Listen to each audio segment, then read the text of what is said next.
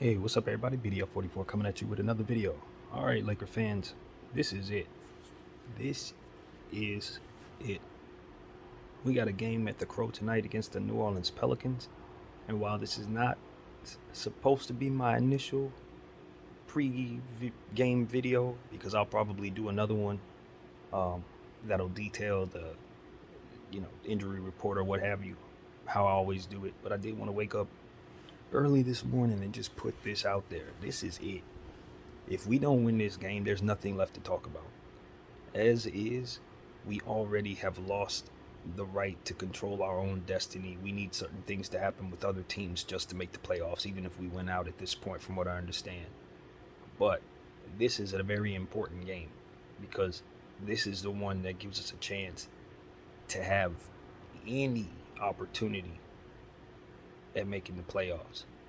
The Pelicans are the team we're going up against in terms of the standings, along with the San Antonio Spurs, pretty much in a three-way fight for that final play-in tournament positioning.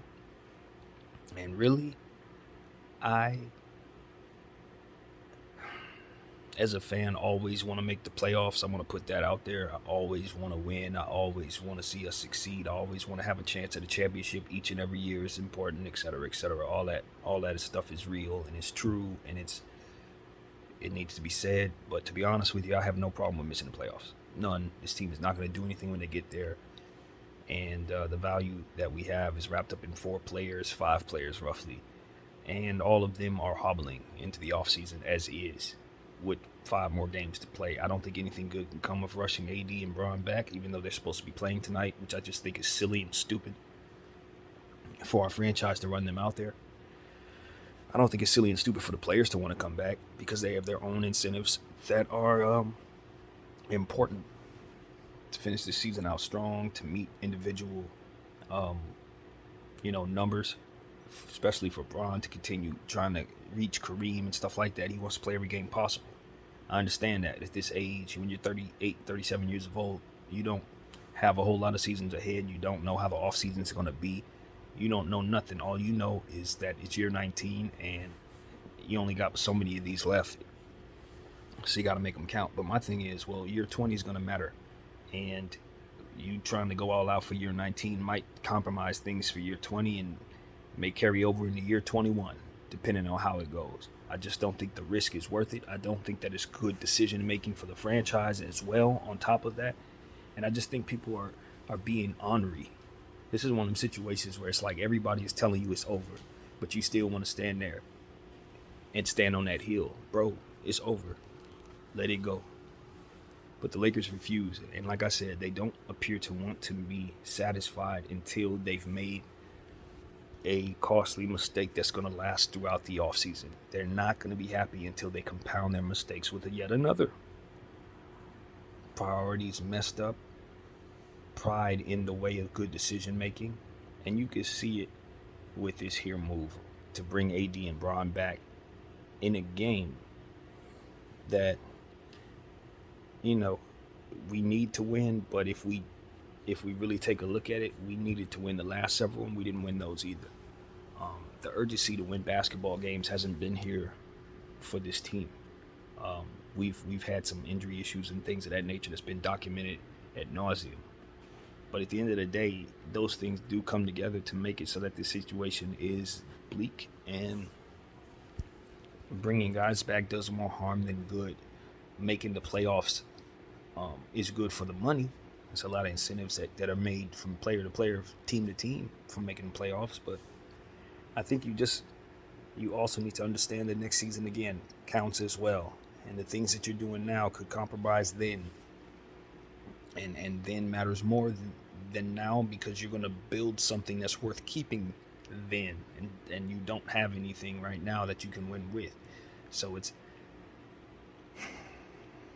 everyone in the media and all of these fans who have voices like mine have been telling the Los Angeles Lakers brass all season long that the decision making and their vision has been bad. From the time it was rumored that they were trying to trade for Russell Westbrook, immediately pundits were telling them that this was not a good decision, that it was a terrible fit. They went on and not only made that move, but they made about 6 or 7 other bad moves to compound it. And then you fast forward to where we are today, and we have this weird conundrum where we're a half game ahead of a team who's making the play-in tournament and a half game behind another team who's trying to fight for the play-in tournament. It's all this, here to incentivize us to keep going for this season. And when I say this is it, tonight's game should disarm them, officially disarm them if they lose, from continuing down this path, which does not seem to make any sense whatsoever. Anthony Davis's injury still had some soreness. From what I heard yesterday, he still had soreness. Why in the hell would it make any sense whatsoever for him to come back and play today? LeBron James, I can't stress enough how stupid I sounded when I was talking about his injury 3 or 4 nights ago. Looking at the picture of his injury, it made me feel even more inadequate in my conversation about it. And so I come back here today to completely throw all that out and say his injury should not be something he's trying to come back on today. With all that bow-legged jargon that I was saying, to where he's in such a shape to where even if he twists his ankle, he should be able to withstand it a little better than Anthony Davis. All of that did have nothing to do with the reality of the situation. The reality is the man twisted his ankle severely, probably worse than he's ever twisted it in that particular twist. And he should probably be out for about 2-3 weeks at minimum, rehabbing that thing. It just happened a week ago. And he's not only trying to come back from that, but he's also, remember, rehabbing other injuries. He just came back from injury about a month and a half ago. He's still rehabbing other injuries. And then you got to take into account the fact that you're going to have him playing center, which I could argue is what put him in a position to be injured in the first place, wore him down. We're going to put him out there to bang up against players bigger than him, particularly guys like Valanciunas and Herb Jones. I just don't think the Lakers are doing a good job of prioritizing properly. And I think that can trickle down to a lot of different perspectives and perceptions is the word I'm looking for. How you can look at that and view that, it varies in many different ways. For example, there's one side of me that says they don't care about their players. They'll hurt players out there just so they can make the playoffs or give themselves the slightest chance to make the playoffs. Making the playoffs for this team means a lot, but if you can't win a championship, it seems misguided to try to fight for this playoff opportunity. I just don't see this being the right season to go all in. Just don't, when you don't have all the elements of basketball to help you win, So that is what I had to say. I am looking forward to the Lakers ultimately going out there and doing what they have to do tonight. If they continue to win, or if they start winning, because obviously we haven't won lately since the road trip. But if we do win this game tonight, we're still in an advantageous position to make the play-in tournament, I guess. I mean, I wouldn't call it advantageous, but we're still alive. But if we lose this, we're done. We're done. San Antonio has 2 games against Portland Trail Blazers, who are not only dealing with injury, but also lots of players that they've gotten rid of to kind of shave themselves down to basically nothing. And that's who San Antonio, the team we're going up against in this play-in tournament standings, gets to play twice over the next several games. So that right there tells you that you're in a lot of trouble. And I just feel like rehab, off-season rehab for Anthony Davis, a regimen of changing his regimen on his everything, just making sure his body's in shape, is the best move for this franchise. Not necessarily bringing him back for rah-rah opportunities at a championship. Um, it's not a championship at all because you're not going to get out of the first round. So that's that's the reality of our situation as fans. We just understand that they're full of crap as it pertains to let's go out there and give ourselves a chance. If you were going to do that, you would have made different decisions leading up to this point that would have actually given us a chance. You know, it's just bad all the way around. You want your franchise to make decisions that don't hurt them. You know, you want the team to be in a position to have a future. And right now, not only do we not have a good looking present, but we have a terrible looking future because of the decisions we made for this present. And we just continue to compound the mistakes. You know, I don't want to put stuff out there that I don't agree with. Energy that, speak words into the universe. But I mean, the point of my video is to insinuate the concerns of injury possibilities. You understand what I'm saying? Like, that's my concern. That's the whole purpose of this video.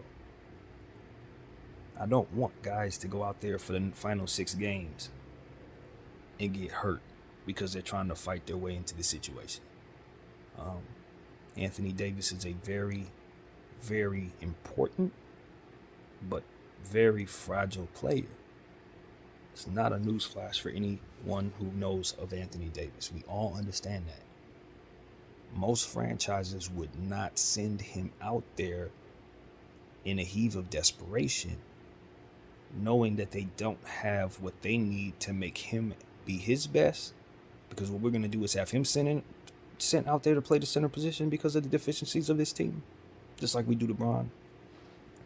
Mind you, Dwight Howard played a bunch of minutes last night, so chances are he's not going to be super fresh for tonight. I mean, it's just,